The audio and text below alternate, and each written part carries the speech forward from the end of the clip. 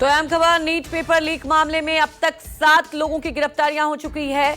अहिल्यानगर से गिरफ्तार आरोपी को दिल्ली लाई गई है, सीबीआई की तरफ से दिल्ली लाई गई। आरोपी धनंजय को सीबीआई ने कोर्ट में पेश किया है। तो अहम खबर आपको बता दें, नीट पेपर लीक मामले में अब तक 7 गिरफ्तारियां हो चुकी है और लगातार आपको बता दें कनेक्शन खंगाले जा रहे हैं। आरोपी धनंजय को भी सीबीआई ने कोर्ट में पेश किया है।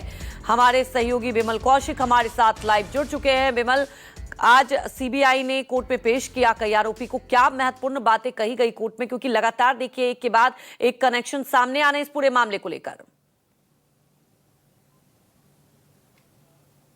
जी बिल्कुल, जाहिर तौर पर जैसे जैसे सीबीआई की जांच आगे बढ़ रही है वैसे वैसे कई और नामों का खुलासा हो रहा है। मसलन अभी भी सीबीआई को इस मामले में कई और नाम हैं जिनकी तलाश है, जिनसे लगातार पूछताछ की जा रही है। खासकर जिन कल 5 आरोपियों को जब सीबीआई ने अपने रिमांड पर लिया तो रिमांड नोट में एक महत्वपूर्ण बात सीबीआई की तरफ से जिसका जिक्र किया गया कोर्ट के समक्ष, जिसमें कहा गया कि इस मामले में एनटीए ऑफिशियल या फिर अदर डिपार्टमेंट्स के किसी अधिकारी का क्या रोल है, इसकी भी जांच उन्हें करनी है। और ये अपने आप में कहीं ना कहीं इशारा कर रहा है कि क्या ये मिलीभगत बड़े लेवल पर थी, क्या बिना एनटीए के अधिकारियों के या फिर बिना किसी कर्मचारी की मिलीभगत के पेपर लीक नहीं हो सकता था। तो सीबीआई का इस तरफ इशारा साफ तौर पर कहता है कि एक लार्जर कॉन्स्पिरेसी है और इसमें अभी भी मास्टरमाइंड का पकड़ा जाना कहीं ना कहीं बचा हुआ है, जिसके चलते लगातार इन्वेस्टिगेशन जारी है। और सीबीआई की टीम जो इसमें सबसे इंपॉर्टेंट चीज़ है वो टेक्निकल डाटा है जिसको खंगालने में जुटी हुई है, जैसे व्हाट्सएप चैट, इंस्टाग्राम की डिटेल। क्योंकि जो जानकारी मिल रही है कि मंगीलाल ने जो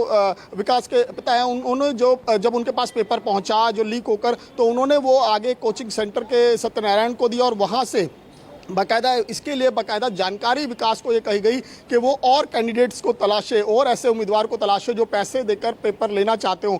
और ये बात कही गई थी विकास की तरफ, यश की तरफ से जो गुरुग्राम का रहने वाला है। और यश यादव ने बाकायदा इसके लिए यश कक्कड़ को भी कहा था कि वो मंगीलाल से चेक और जो क्वेश्चन पेपर है वो ले ले। उसने डॉक्यूमेंट्स उसके लेने के लिए कहा गया था, वो डॉक्यूमेंट्स भी लिए गए लेकिन वो यश यादव तक नहीं पहुंचे। तो कई लोगों का अलग अलग रोल है। तो बहरहाल सीबीआई सबकी रिमांड लेकर सबसे लगातार पूछताछ में जुटी हुई है, किसका क्या रोल है, किसने किसको किससे मिलवाया, कहां से पेपर की शुरुआत हुई, कहां तक ये पहुंचा, ये तमाम चीज़ें हैं। और खासकर इसमें सबसे इंपॉर्टेंट यही है कि जो टेक्निकल डेटा है उसको लेकर, क्योंकि व्हाट्सएप चैट लगातार खंगाली जा रही है। यश यादव के फ़ोन में बाकायदा मंगीलाल, विकास सबके चैट्स मिले हैं और उन चैट्स में जो बातें हुई, जिस नाम का जिक्र है उनको सीबीआई खंगालने की कोशिश कर रही है। लेकिन कहीं ना कहीं अभी भी ये महत्वपूर्ण चीज़ है जो कोर्ट में बाकायदा सीबीआई की तरफ से कही गई रिमांड कॉपी में, अपने रिमांड जब एप्लीकेशन थी तो उसमें साफ तौर पर कहा गया कि इस संभावना से इनकार नहीं किया जा सकता कि एनटीए ऑफिशियल